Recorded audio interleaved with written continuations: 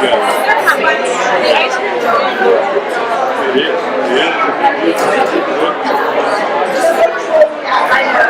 right, good afternoon, everyone. How are we all doing?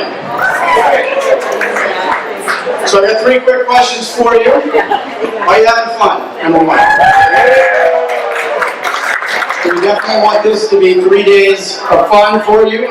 You know, you're all hard-working educators and folks related to education, and we want you to have a good experience here. Are you learning anything? The wealth of resources, we're about at the halfway point. We want you to continue to connect with folks. Whether you got a chance to go to their session or not, people are here to see some great connections happening, so please continue to make those connections and build those networks. And then, lastly, are you getting some great resources to take back to your classroom, because that's what it's all about. Good. Well, that's what this event is all about, and again, I applaud all of you for diving in. It's great seeing all the activity stations going, and we've had sessions filling up, so it's really exciting to see. A couple quick announcements, housekeeping. Number 1, we did do pull the raffle ticket winners from the raffle tickets. There's a board at the back of the main hall here that, if you haven't already seen that, there are about 9 names on it, so some of you are already winners. You can, if your name is on that board, you can pick up those prizes at the check-in desk. Okay? If you did not win a prize yet, you have a little number on your name tag. We'll be doing another round of prizes that will put the board up towards the latter half of this afternoon, and we'll do one final round tomorrow. So there's still a chance to win some prizes to take away. What's another housekeeping? Resources. Some of you have been asking about presenter resources. So there is a bit.ly link, bit.ly/2017 reMAKE resources. It's listed in your program. I've also added, right on the header of the reMAKE Education website, I've added a link to that. So a couple different places you can find that. But we're asking all the presenters, either if they already have or if they haven't, we'll continue to ask them to post slides and other resources from their sessions. Okay? And likewise, the session that's going to happen here in just a second, their slides will be in there. I don't know that they're going to be able to run them. They're a little hard to see with the glare, but the slides that they put together are a part of that. Okay, so this next panel is an exciting panel for us, but I first want to introduce the sponsor of both our lunch today and the panel itself. And that is Kathy Goodacre from the Sonoma County Career Technical Education Foundation.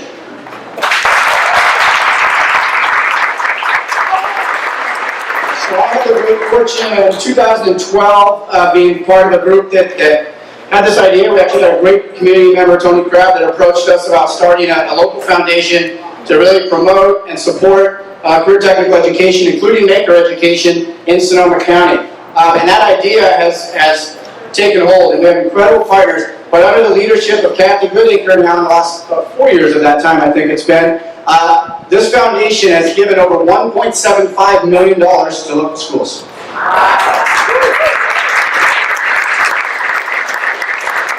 They were particularly interested in sponsoring this next panel. You'll notice we have a lovely group of women maker educators that are going to be coming up here. The CTE Foundation, knowing that it's important to promote women in STEM, as a Women Investing in STEM Equity. Got it right. WISE, community-wise initiative. So I want to give Kathy a chance to talk a little bit about that and about the CTE Foundation, and then we'll get to our panel. So thank you all very much. Hey, good afternoon. Welcome to Sonoma County. For those of you who aren't here from Sonoma County, this isn't our traditional hot, humid day. I'm sure you've already heard. Thank you so much for giving us the opportunity to support this great reMAKE weekend, or week, a few days. We did it last year. And I just want you to know how much we are really behind the MAKE movement and expanding those programs throughout our local high schools here in Sonoma County. We have been instrumental and a great partner with our Sonoma County Office of Education, but many local businesses, private funders. We have brought, as Dan mentioned, $1.75 million as of this year together in public and private funding to incentivize programs like MAKE.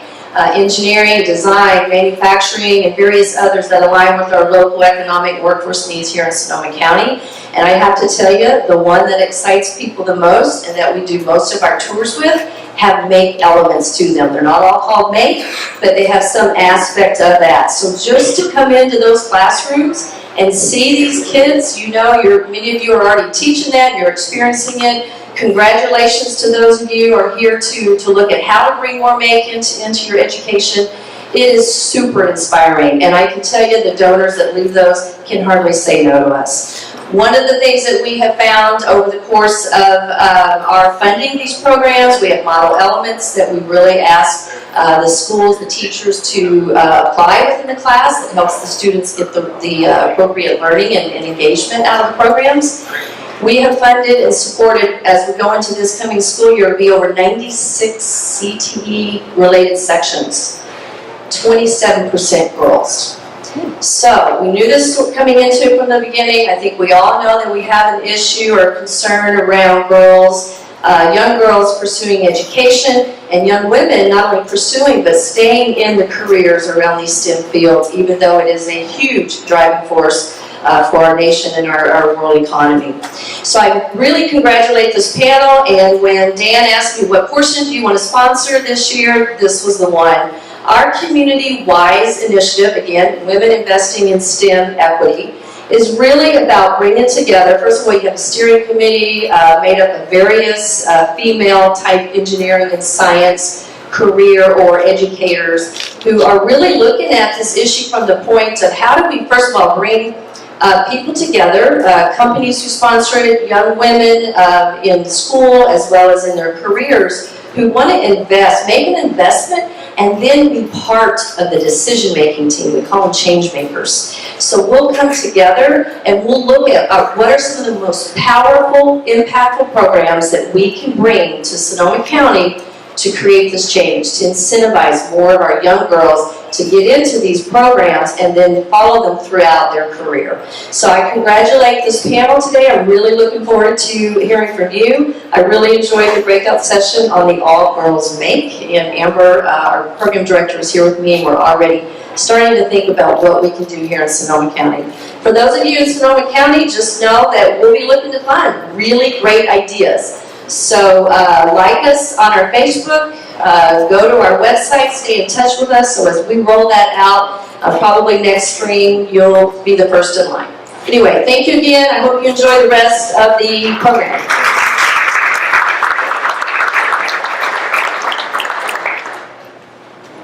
So as our next panel assembles, I just want to take a moment to say thank you for coming and engaging and investing some time this summer. The magic of these things really happens not when the t-shirt comes together, or the soldering works, or the laser cutter engraves something in your notebook, but in the connections that people make with other people that they probably wouldn't meet in any other scenario and situation. As a former high school teacher, I, through this type of work, connected with kindergarten teachers in my local area or across the country in ways that were never possible before. So I invite you in the day or so that we have left to connect with somebody that you haven't before.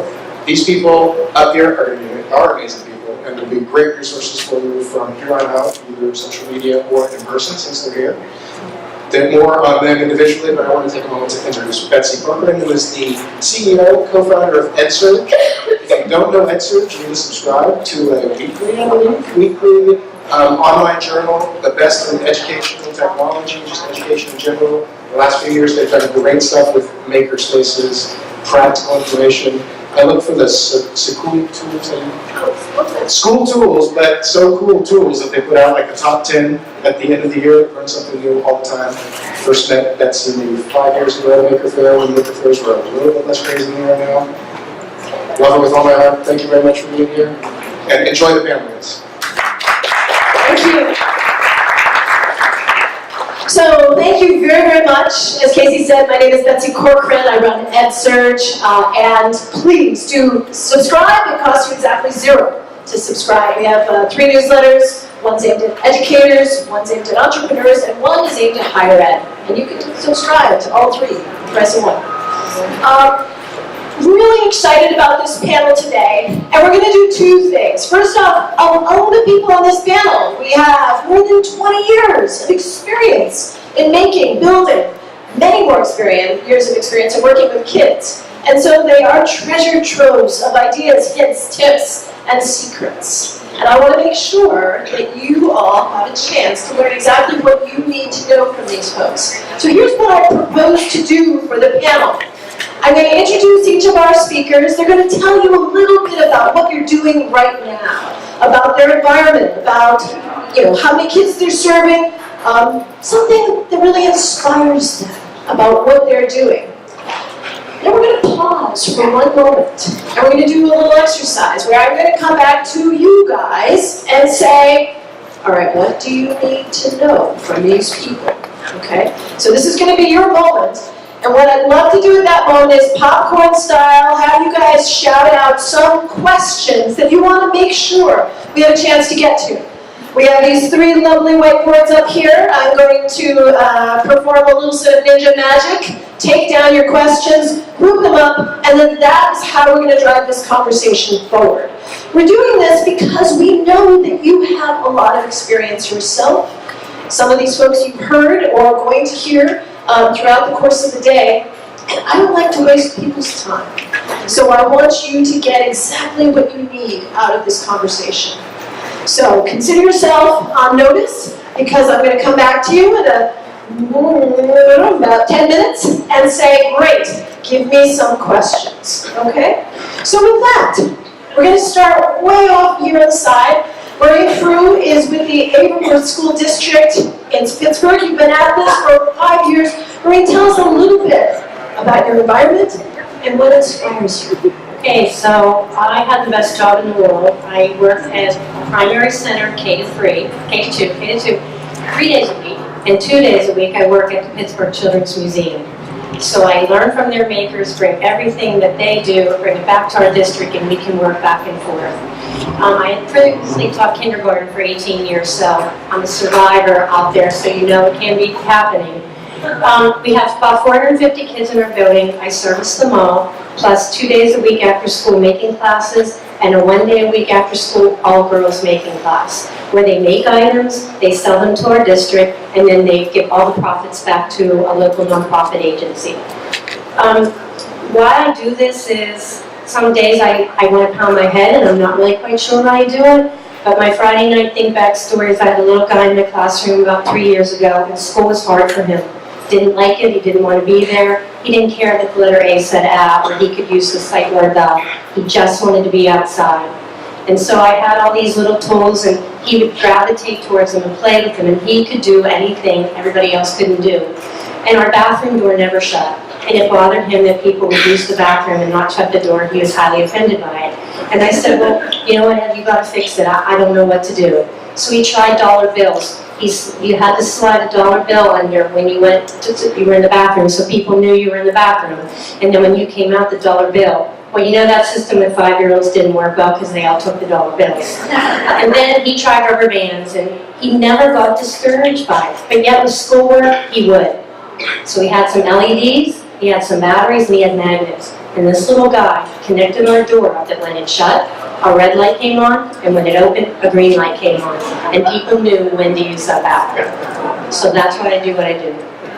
That's beautiful. Thank you. Megan Smith. Some people may have heard of her already. I saw a packed house in there before. She's with Elizabeth Bower School in Boise. Pittsburgh. Wrong place. Tell us a little bit about you. So I teach an all-girl maker course in Elizabeth, Pennsylvania. It's about 15 miles south of Pittsburgh, PA. It's a very small school. We started this all-girl initiative just to bring some girls into the program. We offered just a general making course about 5 years ago, and for 2 solid years, the only people that signed up for it were boys. So we just offered the all-girl section just to encourage some girls to get down in there, and now going on our 3rd year, we have 89 students signed up for the course, and I think 57 of them, or 56 of them are girls. So we're definitely making some progress there. My think back story, there's 2 students stick in my mind that I just changed their complete career path. One decided to go to a tech school because she wanted to be a diesel mechanic, and she didn't think she could do that. She liked making, she was interested in it, but I think our class gave her the power to kind of do that. I think that she could do that, so she decided to follow her dreams and attend a tech school for diesel mechanics. And I have another student that decided to go into the field of engineering when that wasn't even on her radar when she was a sophomore or junior. She changed her whole entire path around in her senior year to go to Virginia Tech because they have a fab lab in the dorm room for her to be able to make while she's in the dorm. So she chose a college based on making, so that's pretty cool.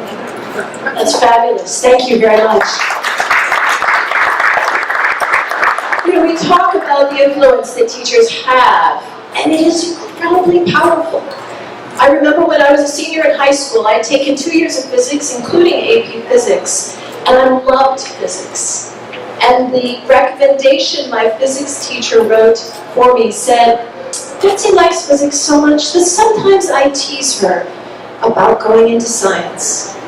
He didn't tell me to go into science, but he teased me about it. And so the fact that you're doing this and getting girls to make a change is amazing. Okay, next up we have Erin Riley of the Greenwich Academy in Connecticut. Erin, tell us a little bit about you. So I work at an all-girls school. We have about 800 students, and I run their digital fabrication lab and the programming. So we do serve the whole school, and there's 3 different tracks to our program. We have interdisciplinary projects, so we invite teachers to come in and do their projects related to their curriculum in our lab. We also have an arts-based program that starts in 8th grade, that's art and making.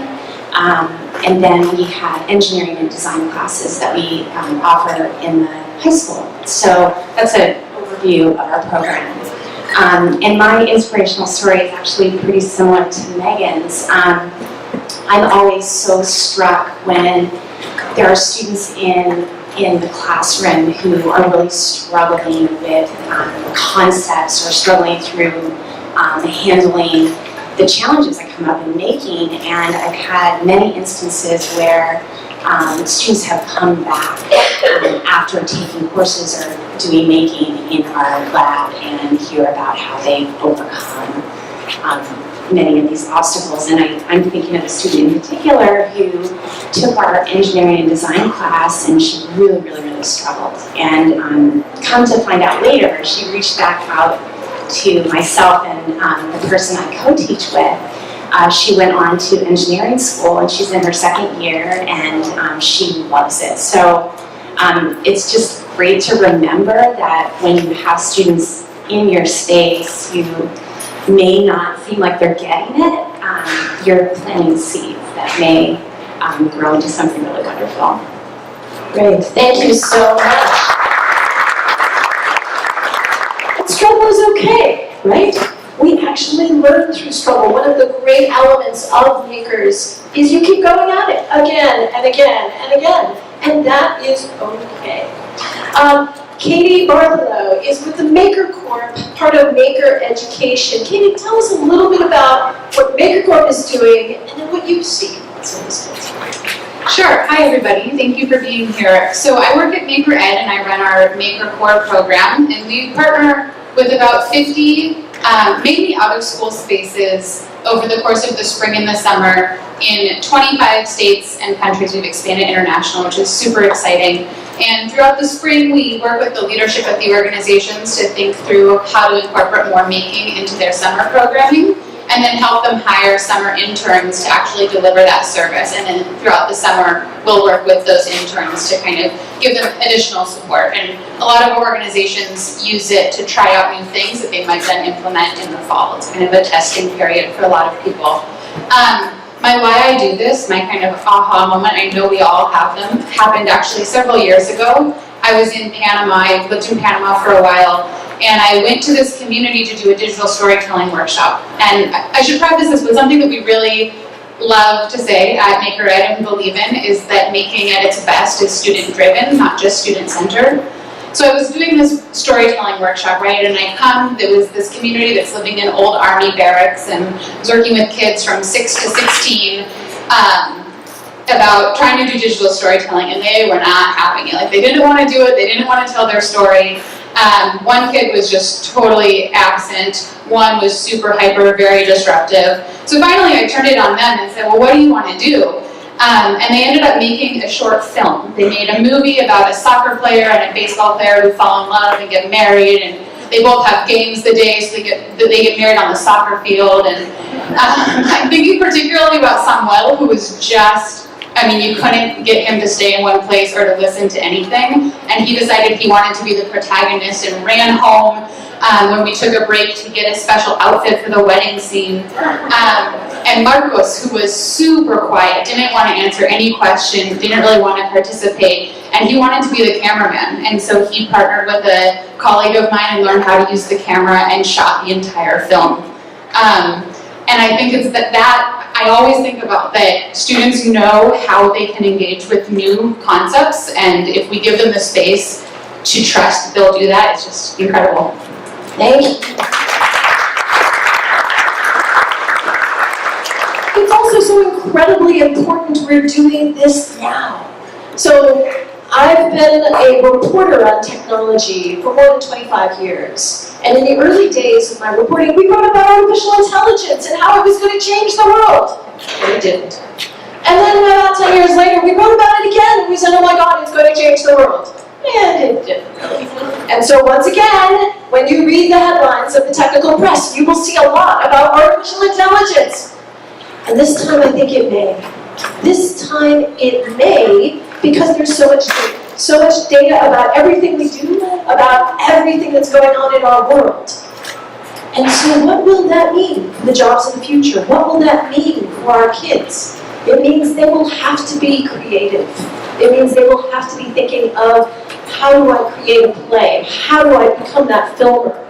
How do I do these things? That is the great challenge our children will have, our students will have. And so to have that experience in the maker environment is unbelievable. Okay, enough about this and me. Last, and not least at all, Kimberly Brush, who's with NASA Langley. Kimberly, tell us a little bit about some of the programs you guys are involved with. Hello, I am working as an education specialist at NASA Langley Research Center in Hampton, Virginia. We run programs primarily for teachers and students. We have a 5-state region, so we reach several thousand students every year and about 1,000 teachers a year. Probably the greatest story that impacted me was actually several years ago when a young lady came to one of our events and she didn't think that she could do the engineering design activity because she's a girl. And I heard her say this, and I went over to her and her mom, and I asked if she would be willing to talk to her principal about NASA and invite NASA to come. And so she went back, she did her research. I worked with her mom to make sure that she researched what she was going to invite us to do. And she invited us. We got to go 4 weeks later. And I heard from her later, and she did present to us, to her whole school. And 2 months later, she had changed her direction entirely and decided that she thought she could really go into a science field because she now knew what it was, and she knew that there were women who did it.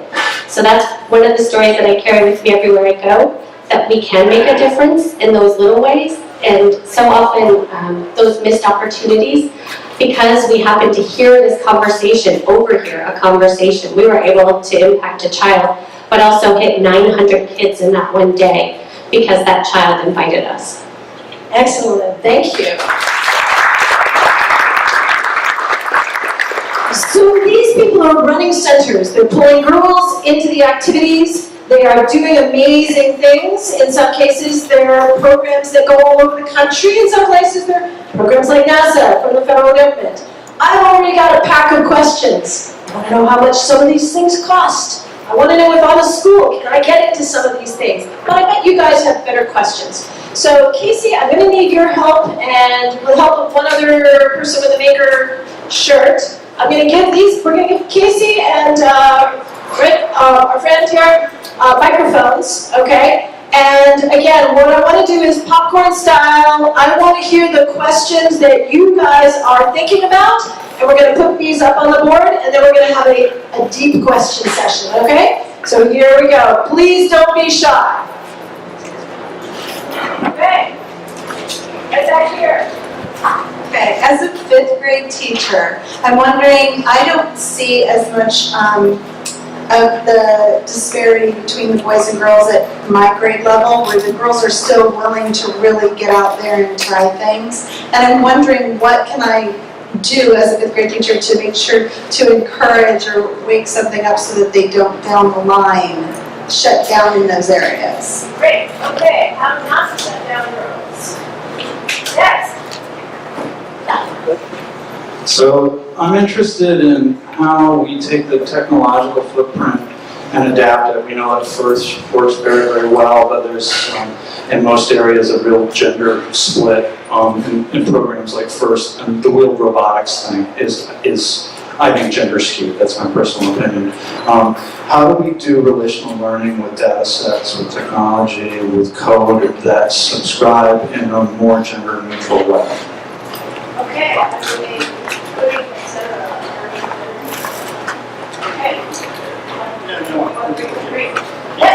When we work in a middle school environment that's all gender and we're working to not have every kid makes it on the basketball team and that kind of mentality, how can we get the benefits from that all-girls segregation in that kind of community? What would you say to administrators? The benefits of the girlness, but in a community that's a mixed community? Yeah, could I have an all-girls after-school club? How would I bring that to my school where we're trying so much to break down the differences? Great. Next. As you know, being women in science, many young women who actually go into science find that sexual harassment by their male supervisors is huge. I know it's been written about a lot. What can I do as a 1st grade teacher who teaches science and engineering to help the boys understand how to relate to their female counterparts? Great. Great. Next. I work with 2nd grade through 5th grade teachers, and I'm wondering how to encourage them not to model their STEM fears, which are often pretty significant to the kids.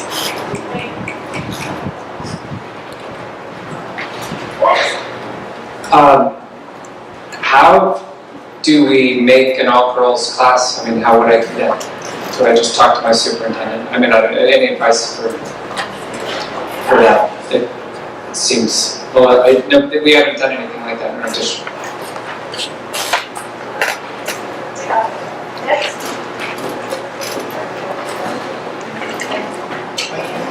These workshops are really powerful about girl education. We don't have the luxury of being able to set that up. So I'm curious, if you experience are there activities that allow for adolescent boy-girl and high school boy-girl activities so that each is open up to the strength of the other in a collaborative effort? Have you had some experience projects that really worked well in that regard? Great. How about 3 more questions? Well, no. John, questions? Wait, once? Wait, Of course. Make it run. So I'm a male educator, and my question is does the fact that I'm male as an educator affect teaching girls? It would be better to have a female in my role, and would that mean me losing my job?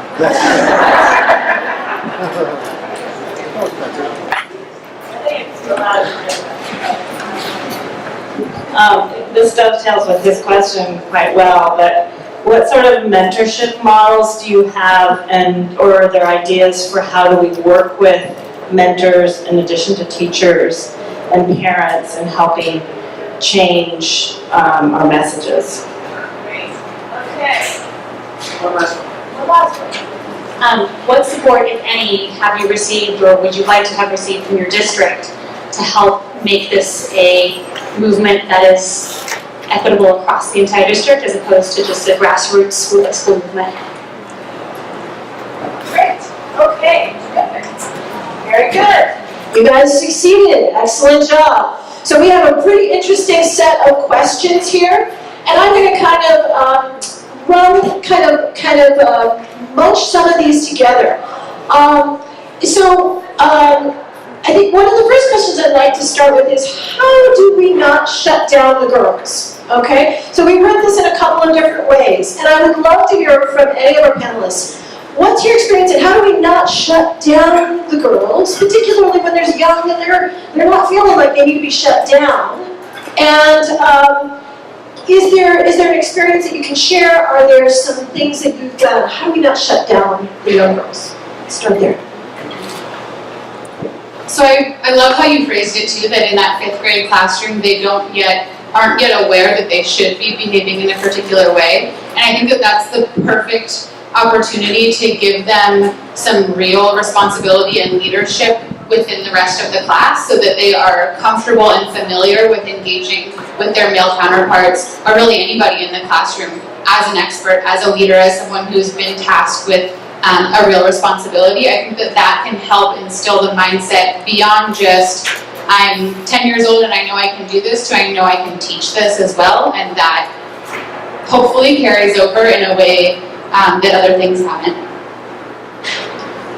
Any of you guys, are there things that you're doing? Yeah. Well, I wanted to piggyback off of that because you mentioned teaching. And I think that teaching is a super powerful tool to give people in general. So one of the things that we've done in our lab is we've developed a system where students get punch cards, and part of the requirement of some of our classes, our formal classes, is they have to learn to design for particular digital fabrication applications. They have to run the machines, and then the final thing is they have to teach it to somebody else. Okay. And what about the boys? So, kind of laced through some of these conversations is, how do we keep the boys engaged, help them engage in a substantive way with the girls?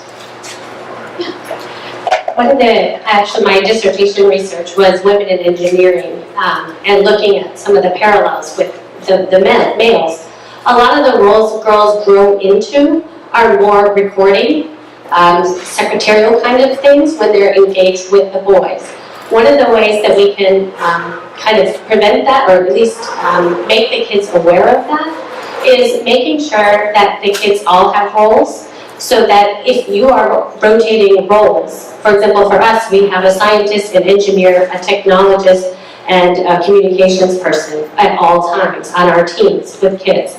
And those roles rotate. So they're all getting to experience the different roles, but we're very intentional in telling teachers, you have to make sure that they don't adopt one role, because that's the problem that they run into, is over time they just get accustomed to the one role. And by rotating those roles, we see a lot more, the boys have a chance to see what the girls can do, and the girls have a chance to really stand out and say, I know this. Rotating roles, really interesting idea. Have you guys experienced the power, or how does that work in your groups? So I have this after-school group with girls who make, and they make profit and loss statements. Now keep in mind, they're 5 through 10. They have to figure out process, they have to figure out packaging, they have to figure out all different kinds of things that would go to work a business. And when the boys kind of see like, what do you mean you made that? Who made this? Who did that? It seems like they're kind of more accepted, and the boys now run in the all-girls club. They don't understand why it's only girls and why can't I be in it. And so I think when they're that young, I see girls really rise to the top. They won't sit back. They'll say, we can do that. Or boys will kind of just take over, and the girls will sit back and let it happen. And I kind of always say to them, because Meg teaches the opposite end of the extreme, where the older kids, she said, tell them what you say about middle school. Oh, I don't think any kid should attend middle school, because that's where they're totally ruined for life. We should just go from 5th to 9th, because whatever happens hormonally, or I don't know if you're a teacher in middle school, but if something happens, it just crushes their entire spirit 6th to 8th. I don't know what happens. Can you guys answer that for us? So abandoning middle school is an excellent suggestion. Just skip it. Okay, if we're legally not allowed to abandon middle school, let's talk about, so this other question that was raised, the tech footprint, right, comes into this question as well. So we heard this idea about, okay, you can do role switching, you can really sort of do role moving around. Let's talk for a moment about this question of how do we make some of the activities that are seen as like the guy thing, how do we make them feel more comfortable for the girls? What do you do? Yeah. How are you presenting it, or are just I mean? Okay, let's try out the question again. So we have a culture that has the idea of the hacker geek guy, right? I mean, it's like the hacker geek guy, and like he's a coder, and it's Mark Zuckerberg, and it's a hoodie, and all that sort of stuff, right? And so, how do we say, look, there's a collection of activities. You don't have to be that character to do that activity. That activity is interesting to other people as well. That's the way I was hearing some of your question. Maybe you can elaborate on it too. I think it's a two-part question. One is the physical hardware is gender biased. And I think the attempts to make it not gender biased are terrible. And my company does that, so I can say that. But the other thing is the role models. Who are we giving young women instead of Mark Zuckerberg in a hoodie? Right? Are we talking about Grace Hopper? Are we talking Kimberly about, Ryan. Right? Yeah. Black Girls Code. Yeah, exactly. How are we highlighting those things? I just, personally, and from the standpoint of a middle-aged white guy, right? We can do better, but I can't be that voice. So maybe the question is, are there things we should do? Are there things that you're doing? Or do we have it wrong? Do we not need those things? I think our program speaks for itself. When the girls are building things and everybody is seeing in school what the girls are making and they realize it's the girls that are doing it, I think that just speaks for itself. Boys are coming down into our class and they're asking to be a part of a co-ed class that I'm teaching so they can be with the girls because they know they can't be in the all-girl class because that's what they want to do with the projects that the girls are doing. So just seeing what they're doing and how they're doing it, I think speaks for itself. Yeah, I would also say that what you apply that technology to is important as well. So, focusing on integrated projects, for instance. So what's an integrated project? So, using technology to work on history projects or English projects or art projects, and building it out so there's more connections and there's more opportunities for different types of learning styles and different approaches. So it's almost like the technology is in the background and what's driving it is the ideas and the personal project that's being built out of that. If I can piggyback on that, really what particularly girls need, but a lot of kids need, is where do I connect to this technology? I need a starting point. And when you tie it into art, or when you tie it into writing about something, it gives them that starting point that, okay, now I can tie it in. I've got a place to go from. Simple things like, okay, we're going to create something in this room, and we need to understand it well enough that you can write a short description of it to put in a museum. Well, now you've tied in language arts, you've got science, you've got technology, but the kids have to understand it. And then once they've written this description, now go and apply that description, show how you did it, show what that means. So you're almost going in a circular kind of move around it, but you're getting the girls invested in a way that they can connect. Yeah, just to piggyback off that, I agree completely, and I think something that we've seen with some of our partners, I don't know how many of you are familiar with Digital Youth Network out in Chicago, but they have a really wonderful program called Digital Youth Divas, and it's an all-girls program, and they found that the concept of narrative is particularly compelling for girls, and in learning these technologies and these codings and even game creation, they start off with creating a character, and it is completely youth-driven. They get to decide who their person is, what she or he cares about, what she wants to do, and then engages with the tools through that vehicle, and it immediately becomes authentically relevant rather than us trying to come up with what is it that girls want to hear or want to do about it and give those as examples. If it's really youth-driven, I think that buy-in, the technology then just becomes the vehicle to carry through an idea. For us, it's the hook. What can I hook my students? What can I hook the girls with to get them interested in a 3D printer? If you just look at, an AutoCAD inventor brochure on a 3D printer, the examples that are out there are gears, hinges, bearings. Those are gender biased, if you ask me. As soon as the girls see the potential, not just gender bias, they could be just kind of dull, right? Exactly. So that was the thing, is how was I going to hook the kids? And I talked about this in my session. One of the things that I did was I presented a group of girls, each group in the class, with a box of cake mix, $1.99 box of cake mix. And I told them that they were going to have a competition against each other, and they were going to have a bake-off to make the best cupcakes or cake. Whose group was going to win? I offered a prize. They were going to get lunch. And they had to 3D print all of the tools that they needed to bake the cakes. The icing tips, the measuring cups, so they had a lot of math involved in figuring out how to make a measuring cup 1/3. What is the volume mathematically of 1/3? They had no idea, so they had to figure that out because they wanted to make those cupcakes. They were really interested in baking and making and eating the cupcakes, but they still got to the same end concept, which was they learned how the 3D printer worked, they learned what they could possibly make with it, but I just kind of put it their own interest as opposed to the gears and the bearings and the hinges and things that you're always seeing online that are more geared towards males. And so having a goal that they really got into was really powerful. I want to come back to the question about, so it's amazing when you have an all-girl environment, but can you talk a little bit to the question of, how did you actually get to have an all-girl environment? Is that, legal or not? And what tips or tricks can you suggest? Yeah, it's definitely not a discrimination type situation. We've had a lot of people come through our school on tours and ask us, well, how did you get away with that? We didn't think we were getting away with anything. We were just trying to offer up a safe place for the girls to come because we offered it for a year that anybody could sign up for, and no girls signed up for it.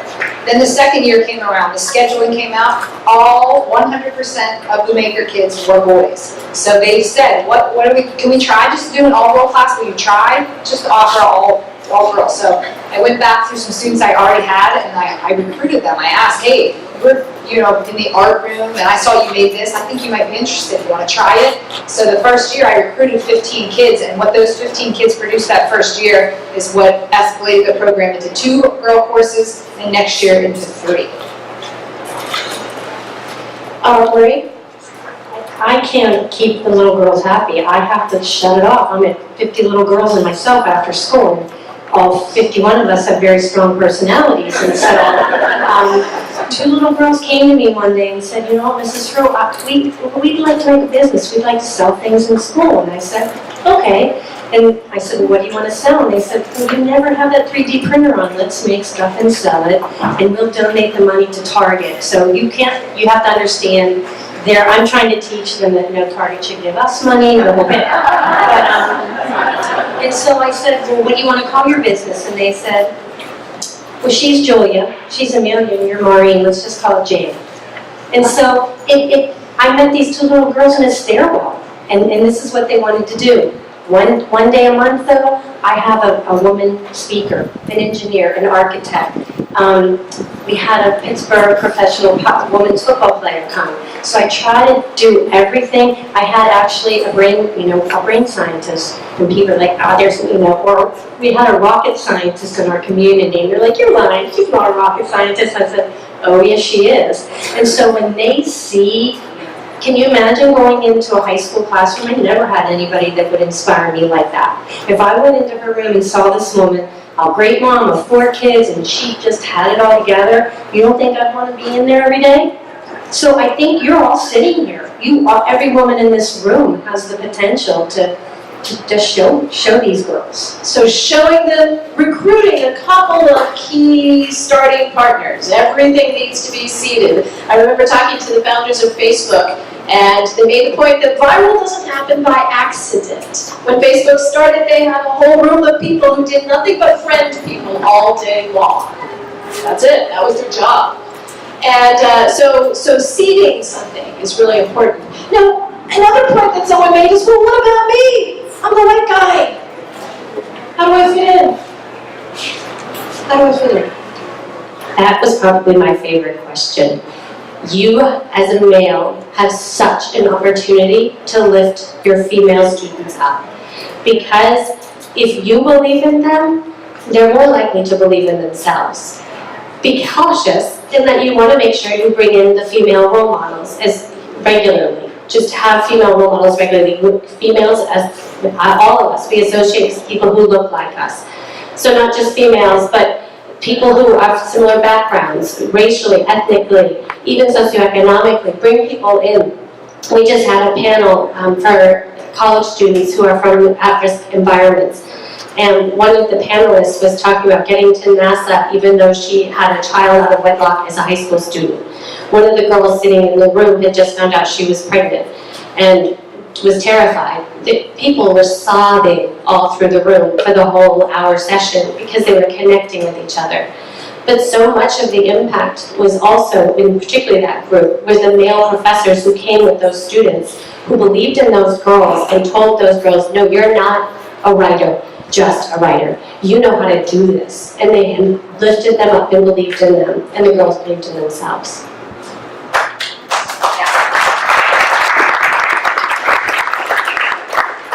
Men also have an incredibly important role in modeling for our young men how to interact with the women in their lives. Hugely important role in that. Have any of you guys experienced that?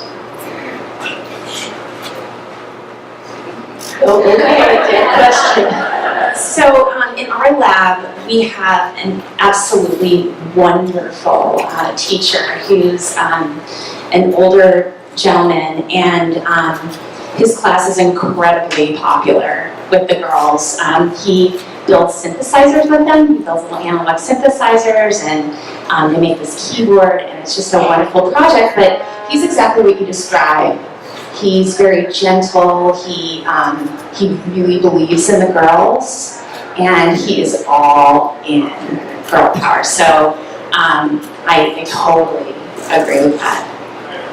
Let's talk about working with other people in the community. I have a joke with one of my friends who's a high school principal who said, the only thing worse than an uninvolved parent is an involved parent. So that's always the reaction. Like, yes, save me from involved parents. So we can have communities that are incredibly powerful and helpful and important, and we can also have communities that drive us absolutely crazy. How do we deal with finding the right mentors in our extended family and community? We do classes from pre-K through grade, we call it. And so we have Super Saturdays where every grandparent in our district will set up a station in our cafeteria. They might teach sewing or reading, or a grandpap came and he taught everybody how to change bicycle tires, and somebody else taught woodworking. And so we have this great community of people, and when they come into work in our classrooms, the kids will call them Grammy Butler, Grammy Sue, Grammy Joe, and it's just, they're so accepted in. There are some mothers that come to that door and I cringe. I start to feel the anxiety coming up. But I think once they see their role and what they see these kids can do, they sit back and let the kids teach them. I think this also connects back to the previous question. I think that the community is the way for kids to see themselves reflected in what they're learning. And so often, making an education is very hot right now. It is by no means new. I think we all know that. And in a lot of communities, it's a deeply rooted tradition. And it's in a lot of communities that can historically feel like they don't belong within the maker movement. And so I think that understanding the communities that we're working in and reaching out to folks who may not be makers by the sense of what the word means today, but that have been making sewing or repurposing things or fixing cars, and bringing them in and elevating that local knowledge as important and as worthy and as a model for what the young people can aspire to, rather than something that they have to kind of keep outside of school, can be a really powerful way to do that. And particularly reach communities that either you as a man or me as a white woman don't see reflected in us as educators. And what does this mean for the teachers? We had the question about, well, what about the teachers who are afraid of STEM? What about the teachers who are afraid of math? How does that fit into this? Can our community help? Can our students help? How do you embrace those other educators in your environment who may be a little bit afraid of what you're doing? So I think it's really helpful if you can look for partnerships with teachers. So in your role as a maker teacher, if you can partner with a teacher and really take the long view. So if teachers are coming into your space and doing a project, and maybe year one, they're a little nervous, they don't know, oh my gosh, circuits, I don't know. But inviting them into that process, inviting them into the making alongside of the kids, hoping that in years to come that's something that they will become more and more involved with. We've luckily seen that in our own space. I think that's a helpful strategy, right?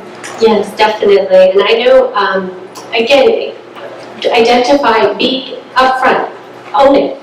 Okay, you're not comfortable with this. I wasn't either when I started. So own it up front, because once you've acknowledged the elephant in the room, it's less overwhelming, it's less scary, and suddenly they don't feel like I'm the only one who doesn't belong in here. And so giving your teachers that freedom to be okay with, I'm not really comfortable with this. And then secondarily, finding people who will, you need a +1. If you can find that +1, there's a great video somewhere where the person stands up and starts dancing in the middle of a big crowd. And everyone just kind of stares. And then one other person stands up and starts dancing. And then suddenly there are lots of people dancing. And now everybody wants to dance. It changes the dynamic. Find your +1. Find that one champion who's going to stand with you and dance. That's a great point. I love that video. Okay, last question. What about resources? What about the support that you need? And it's kind of a two-part question, right? One is we all need more money. But have you found any ways to find ways to support what you're doing, either financially or through in kind, or just from your district? How do you build support from the people that you need in your broader community, your district, your school board, your museum? How do you build that support so that you know that your program is going to be here today, tomorrow, and for the future? You can't be afraid to ask for junk wherever you go. Like when I saw those wine corks in there, you know I was right in there that night asking for the wine corks. You can't let your husband say, oh, don't stop and take that out of the trash. But we, in our building, we have a box at each classroom door. And this classroom is responsible for bottle caps, and this classroom is responsible for wine corks, and this classroom is responsible. So parents only we get lots and lots of wine corks. Parents only have to think about collecting one thing. Whenever we have an overflow, we donate it to the museum. So, and we just ask grandparents. They're hoarders of fabric, they're hoarders of cloth and yarn and thread. They're happy to get rid of it. Other thoughts? I know for us at NASA, we tend to partner with a lot of folks in the industry community. The biggest challenge we find for educators is you don't know who to talk to. The industry has so much scrap material, but finding the right person who can tell you where to get it is the biggest challenge. And so finding a community partner who's a partner of partners. So for example, your state engineering council. Every state has one, an engineering council. Find it. And then ask them, where are some industries in my area where I can reach out and get access to resources? There's scrap. We have a ton of scrap. What do we do with it? We tend to recycle it, reuse it, and donate it. So get into those resources. Another thing I'll say is places like NASA and many, many others have virtual connectivity opportunities. So when you're looking for those community mentors, even if you can't get them in the room, you can have that connection where they're actually standing in their work environment. So often our kids don't know what the workforce looks like because they've never been exposed to it. And we as teachers, I know I had never seen an engineering space at all when I was teaching. And now I get it, it's a whole new world. It's totally different. And so giving them a chance to see people in their work environment is also very helpful. And a lot of that will be done for free. It's just on their own time. And anything about building support within your district, really that political support that you also need to run programs?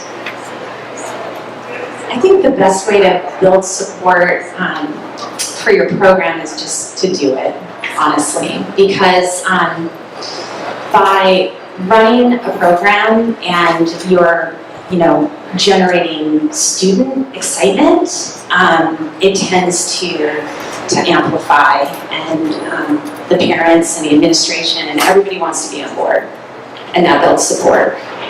I think ending on the idea of just do it is exactly the right message for Maker community and for a community of people who are trying to make change as well. We've heard some great points. I tried to jot down a few about creating safe places, about rotating roles, about highlighting what makes a difference, about having goals and narratives.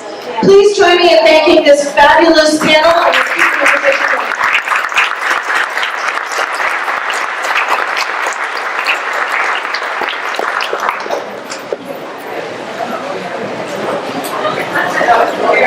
All right, while you're making your way out, one more big round of applause for our